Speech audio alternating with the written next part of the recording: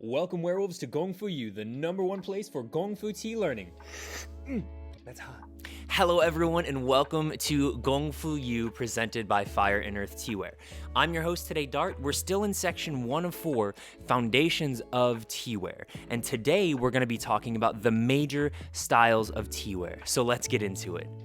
Before we get into our main topic, we need to talk about a few things first. So the first thing is the style of tea. So the style of tea that we're talking about is going to be slow tea, for the experience of drinking tea with your friends, getting to enjoy the tea and drink and have the progression. Now, in China, there's a specific type for this tea and they call it Gong Fu tea, which literally means highly skilled. So basically, it's something that takes time to cultivate. You're not just going to be able to do it perfectly on the first time, and that's okay.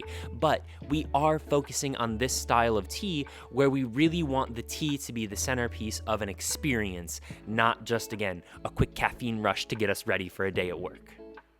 The next thing we need to talk about before we get into the main topic is regional expertise. So for us, our expertise is in Chinese-specific teaware. So today, when we talk about major types of teaware, we're only going to talk about Chinese types of teaware. Now, that doesn't mean there aren't other influential pieces of teaware, and really there are a few specific ones. The easiest example would be the Japanese tokoname, for example. There's really not a great style of Chinese teaware that's specifically best with green tea. This is one example of another culture that actually maybe does it better than China in this case. So this isn't to say that China is better, but we just have the expertise in Chinese teaware. The other part, and other reason why we're not going to talk about other countries' teaware is there are so many types of Chinese teaware that have been lost to history that people don't talk about, and we only talk about the few main ones. Now, today we are going to talk about all teawares that you've heard of if you've been doing Gong Fu tea style for a while. If you're new to Gong Fu teaware, perfect. This is a perfect introduction because it'll tell you the teawares and the teaware styles that a lot of people already know or comfortable with. Now, that doesn't mean that even if they know about them, they'll know everything that we talk about in this video, because we do get rather technical and go into the historic background of some of these type of teawares that you probably haven't heard of. So stick with us even if you do know all of these styles.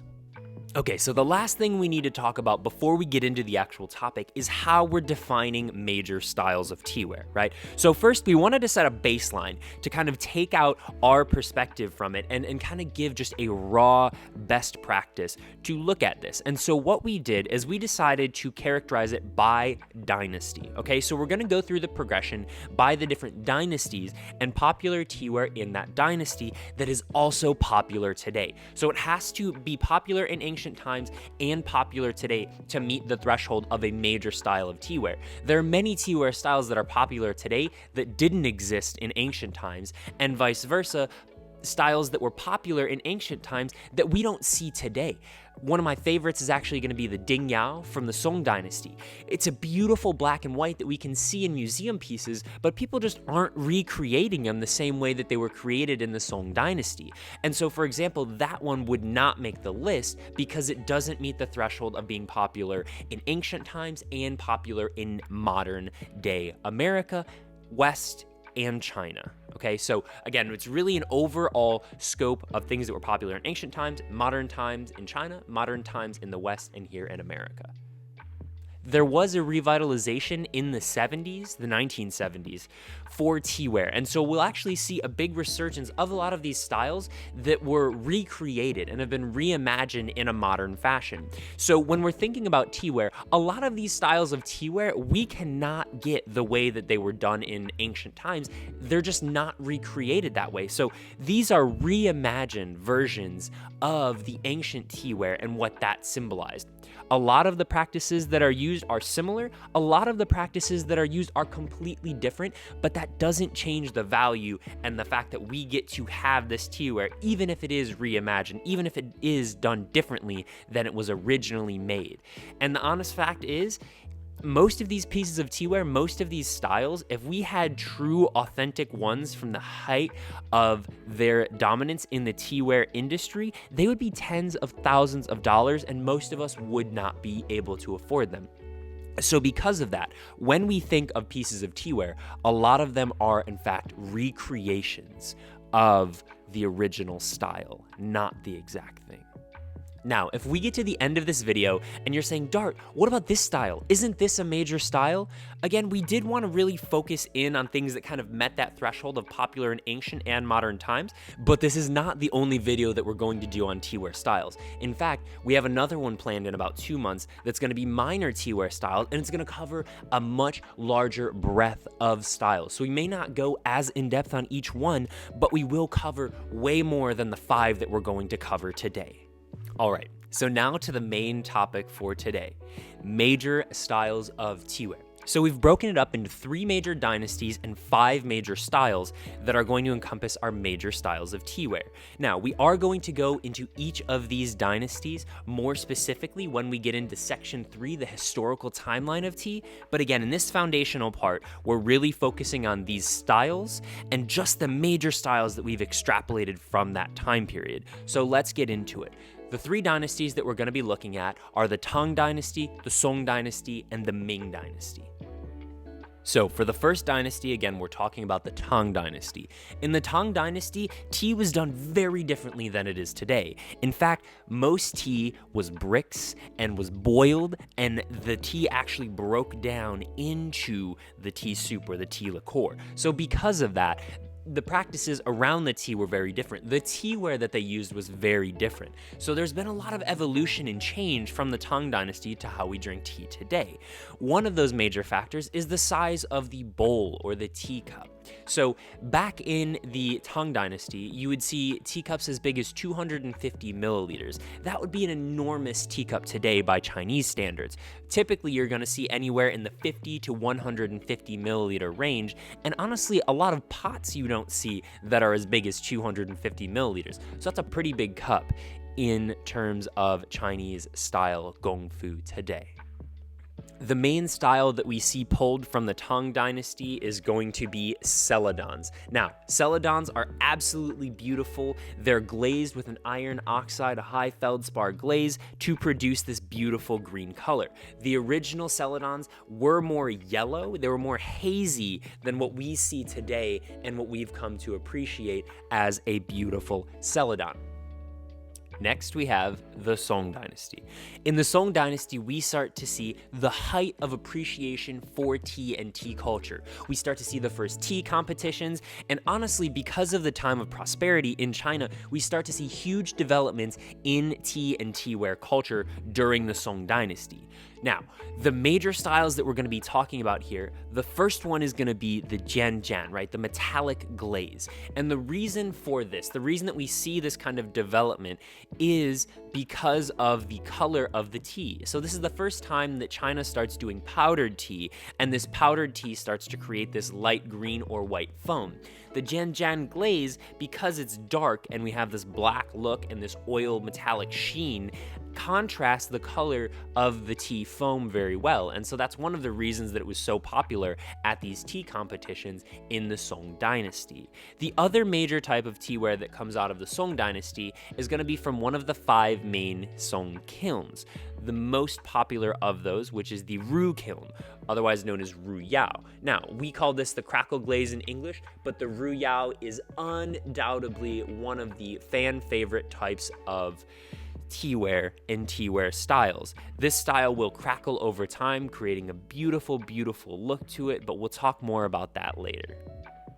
In the Ming Dynasty, there's 2 facts that really shape how we do modern tea and teaware today. So the first is the introduction of the technology of how to do the xiaqing, or the kill green phase in the tea production process. This allowed us to get oolongs for the first time and really get out of the range of the unoxidized green tea and the fully oxidized red teas into other types of tea because they figured out how to stop that oxidation at different points. Now, this also allowed us to get into loose leaf tea, which brings us to our second point of why we drink tea the way we do today.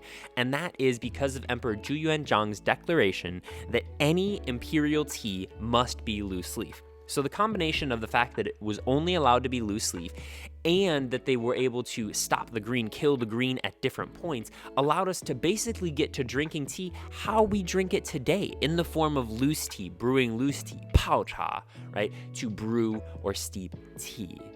with those two things in mind, we see the growth of our first two, our king and queen, our mother and father, whatever you'd like to call them, of teaware. And that is Yixing and Jingdezhen. Now, there's a few main reasons for this. One, the Yixing and Jingdezhen pottery was very well suited for that loose leaf style of tea that Emperor Zhu Yuanzhang declared must be given as imperial tribute. This trickled down to the peasants, and so everyone kind of got to explore this. One specific reason for Jingdezhen is they were actually commissioned by the imperial court to make teaware. And so that's one of the reasons that Jingdezhen took off over, say, Dehua, which was also popular in its time, but didn't reach the same peak as we saw in Jingdezhen. Now, obviously, when we're talking about Jingdezhen and Yixing, Yixing is for stoneware, unglazed teaware, and Jingdezhen is going to be for porcelain, right? Fine porcelain that could be glazed or unglazed. So now let's get into the main topic, each of the 5 styles that we've highlighted as the main major types of teaware. So first off, we have the jade glaze. Again, this is going to be celadons. In Chinese, it's going to be qingci, all right? So with celadons, this is a stoneware reduction fired glaze. So again, stoneware dictates the temperature at which it was fired at. Reduction means there was more fuel added than could efficiently be used, and so oxygen was pulled from the glaze in order to give it its color. So what does that mean characteristically? Well, if this was fired not in reduction but fired in oxidation, this would be a yellow color, and it really wouldn't have the same prettiness to it. So that blue or green that you're used to seeing with a celadon comes from the fact that oxygen is pulled from the celadon when it is being fired. Typically, this glaze is also going to be a glaze that meshes with the piece itself. So there are some glazes that will just go over the top. Celadons typically are actually going to chemically bond with the clay underneath. And so that's why a lot of times you'll actually see them fired on porcelain as well, because that white and the green color will blend together, giving it an even more lustrous shine to it. Now, we call it the jade glaze because it looks like jade, not because it feels like jade. In fact, there's actually another style that feels more like jade, but we'll get to that later in the video. So the jade glaze has that look of a beautiful green jade color that we absolutely love. Now, how do we get this beautiful green color? Because if you add an amount of iron to a piece of teaware, it's going to change exactly how much color it changes based on the percentage used. If you use an iron oxide between 1 and 5% on a piece of transparent, typically white or just light colored stoneware clay, that is where we're going to get this beautiful, beautiful blue or green. Some of the most famous colors and styles actually aren't just this green, but also the blue that we'll hear about a lot as well.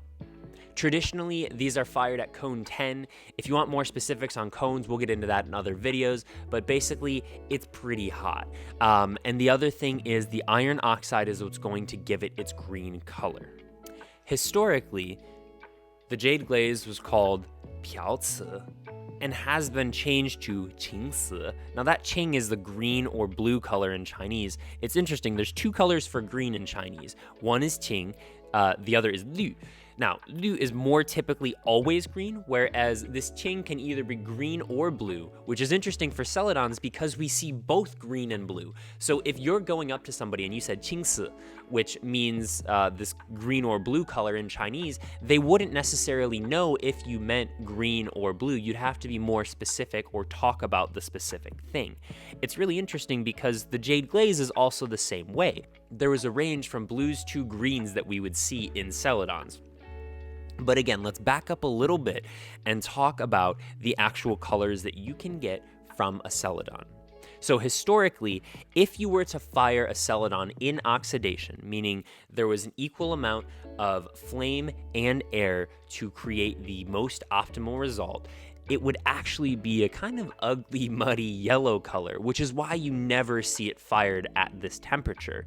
Now, this is where we get into the reduction. When you starve the environment in the kiln, that's where we start to get these pulls, the change in color, and it changes from this ugly yellow color to the beautiful, illustrious green. In ancient times, however, they weren't the same as they are today.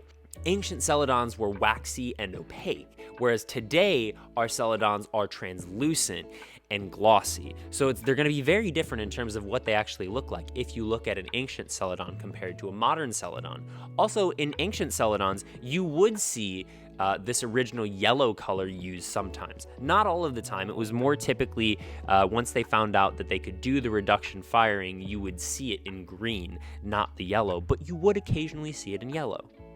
So the jade glazes are actually different depending on if you're in the north and south. And this development happened obviously over a long period of time in China. So in the Shang and the Zhou dynasties, we start to see the first primitive types of celadon. Now, these celadons were too porous, and so they weren't structurally as strong as they possibly could be. In the Eastern Han Dynasty, we start to see the first time where we see celadons fired to maturity, meaning they're as strong as they could possibly be as a teaware and would be chemically the same as what you would get today in modern jade glazes. Now, as we said, these really start to manifest in the Song Dynasty. So the northern style celadon starts to really become distinct in this dynasty, where we start to see a thick, glassy green color to it. The South, on the other hand, started to develop a light gray, the ice jade color. So it wasn't as green, it was more of a lighter color with more translucence and transparency to it than you would see in the north. Next, we have the crackle glaze, otherwise known as Ru Yao. This is still one of the fan favorite types of teaware for so many people in the West. We absolutely love it, and we know other people do too. So, what makes Ru Yao so special? Well, first of all, honestly, there's not a lot of documentation on Ru Yao. In fact, the original kilns, they have a hard time finding and piecing together where they were. But we do know a few things for certain. First is the timeline. So we have the late Northern Song into the Southern Song and then Ming Dynasty. That is the kind of time range, time period that we really saw Ru Yao's being made, the crackle glaze being made. We also know a few things about the actual glaze itself. So the first is it did not have the glass-like texture that we would see with our celadons, for example. It was always a matted texture. It was always thick, and it has a milky look to it. It's this soft luster. It's not a very glass-like or vitrified look to it. The other thing that we see when looking at Ru Yao's is it feels like jade. So if you've ever held jade in your hand, it's hard, right? It's still a hard rock, it's a hard stone, and typically the nicest jade will actually have been in the riverbed or somewhere where the edges can be smoothed on the jade, but it still is obviously going to be a hard rock, right? It's still going to be harder than most things, but it has a softness to it. There's not really many other things that I've held in this world that feel like that, but that's what a Ru Yao feels like. So it's hard, but it feels soft, it feels comforting, it feels like it wants to be held. Historically speaking, Ru is one of the 5 famous Song kilns. And in fact, it was actually the most famous of the 5. Some would say the crown of Song pottery or porcelain. Now, one really, really cool thing about this is we still see this today, but it was because it was reimagined. It was named for Ruzhou in Henan province in the Song dynasty, but it wasn't until the 1950s that we actually saw a revitalization, an edict saying, hey, we want to bring back the cultural representation of Ru Yao, of the crackle glaze. So it wasn't until the 50s that we really started to see Ru Yao again. So it's really cool that we're living in a time period that we get to see something that was revitalized, that was made over 1,000 years ago, and it was only within the last 70 years or so that they've been really making it again. So they did start firing in the Tang Dynasty. Now, if you rewind to about a minute ago, I actually said it was in the northern, southern Song dynasties and then the Ming Dynasty. Those are all true. They started firing in the Tang Dynasty, but they really didn't have any success until the northern Song. The northern Song kilns were only open for 20 years, and then fast forward into the southern Song is when we actually get the first blue Ru Yao and the crackle. Now, interestingly enough, in every other case, crazing or crackling is actually a negative byproduct of porcelain and pottery. Typically, things that crackle have a weaker structure to them, and so it's not sought after and seen as a problem. However, this type of ornamentation became known in Ruyao, and this crackle glaze became loved by tea lovers in ancient times, just like it is today, because of the patina and the way that it changes over time from this starting white to the beautiful, beautiful darkened cracks that you get when you drink tea in it. It's also interesting that in the Southern Song Dynasty, the skills started to be lost, and they actually weren't able to produce as much of the pottery. Once they got to the Yuan, the Ming, and the Qing Dynasty, they tried recreating the process, but they were actually unsuccessful. So it was basically lost to time, even though it was tried to be recreated in those 3 dynasties. So it is really, really cool, and it's special that we are living in a time period where they were able to recreate that only 70 years ago, and we get to enjoy the crackle glaze just like in the Song dynasties. Next, we have the metallic glaze, otherwise known as jianjian, also referred to as jianyao. Now, this comes from Jianyang district in Nanping City in Fujian province. These bowls are all relatively shallow, they have a wide base to them, and they have a beautiful, beautiful drip look to them. There are several styles that you'll hear about. You'll hear about the rabbit's fur, you'll hear about the oil drip, and you'll hear about the partridge or the partridge spot. Those are going to be the main styles that you're going to see when you're looking at jianjian. This is a black glaze that has a high amount of iron in it and will often drip when it's fired at high temperatures. This is another thing that is typically not sought after by ceramicists. You don't want it dripping. However, this is one case where we break the rule and make an exception because of this thick, beautiful metallic glaze. Again, it looks like metal on the outside, which is absolutely gorgeous, and it's because of that high iron content that we get that look. Historically, again, this comes out of the Song Dynasty in the Jian Kiln in Jianyang. Now, there's not a ton of information on this, but again, we do know the main reason that this was developed, or at least that it was popular, was because of the color contrast between the tea, the powdered tea in the Song Dynasty, and the color of the cup, which made it so beautiful. We're moving on from the Song Dynasty into the Ming Dynasty, and this is where it gets exciting. This is where we get to talking about the teaware that everyone knows if you're in the tea industry. Maybe you've heard of jianjian, maybe you've heard of celadons and the jade glaze, but you've definitely heard of yixing and jingdezhen. So there's 2 main styles that we want to talk about from jingdezhen today. Obviously, we know that jingdezhen is known for its porcelain, but its most famous type of porcelain is the qinghua, or the blue painted. Now, the literal translation of this is often known as blue and white porcelain, but that's a little bit wordy. It's also not actually blue and white porcelain, it's a blue underglaze with white porcelain and then a transparent glaze over the top, which is why we think blue painted is a more fitting name. Because again, it's not blue and white porcelain, it's white porcelain with a blue underglaze. So what gives it its blue culture? Well, it's the cobalt oxide. And we actually do see in the Ming Dynasty the import of cobalt from abroad, and that helped to deepen the colors that we see in the blue and white. But let me rewind a second. I just want to talk about what an underglaze is and how it's different from a glaze and overglaze. So an underglaze is drawn on before you fire a transparent glaze over it.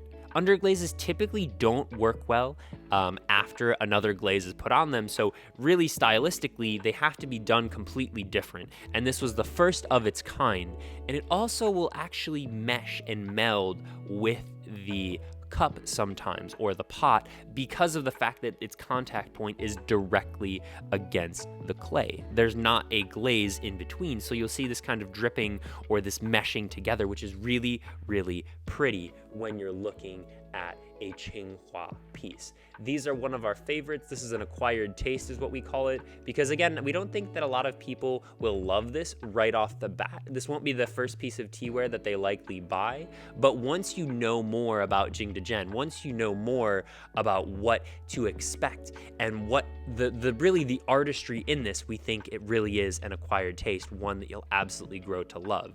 This piece we designed specifically with modern characters on it, so it doesn't have the traditional style of painting on it, but it does have the traditional underglaze style and technique. For Qinghua, it was fired primitively in the Tang and the Song dynasty. It was fired in maturity in the Yuan dynasty, which is honestly ironic because there was a drop-off in the Yuan dynasty because, well, it wasn't exactly appreciated by the overthrowing class, the teaware and tea of its time, but we do see this is the first time that it was fired to maturity. It starts to gain popularity in the Ming dynasty as tea and teaware start to grow again. And then we see the peak of Qinghua in the Xuande period in the Ming dynasty. Next, we have the over and under. Now, the most famous piece of the over and under means doucai, which doucai is all colors in Chinese. But the reason we call it over and under is because it has an over and an under glaze. So the under glaze was developed first. Obviously, we know that from what we just talked about. That is the Qinghua. Then they put a transparent layer, just a transparent glaze over it, and then they finish it off with some color over the top. And that's where you get this doucai, or over and under. The most famous example of this is, of course, the chicken cup, which comes out of the Chenghua period in the Ming dynasty. Absolutely an iconic piece, and we love chicken cups.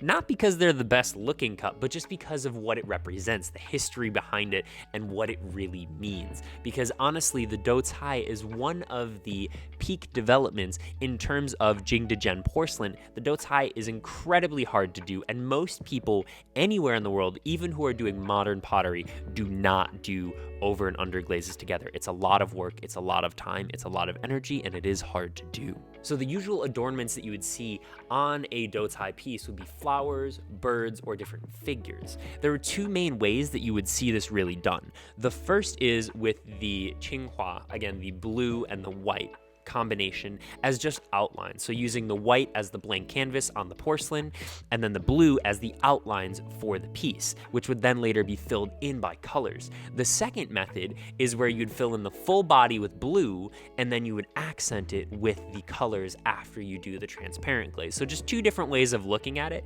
and honestly, both are beautiful, and I could sit there and look at a doucai piece forever, because when you see them done handmade, they're absolutely gorgeous, and the tiny, tiny details that you see in them, I haven't ever seen another piece like them. They're absolutely beautiful. The last style is one that many of you have heard of before and are one of the most sought after pieces in teaware, and that is going to be Yixing stoneware teaware. Now, many people have done many videos on Yixing stoneware, and again, we just want to cover it as a major style of teaware, so we're going to go over some basics and then some things you probably haven't heard about, but if you know anything about teaware, you may have heard of some of these things before. Yixing has some of the most stringent requirements in terms of the expectation for the pots that come out of the city.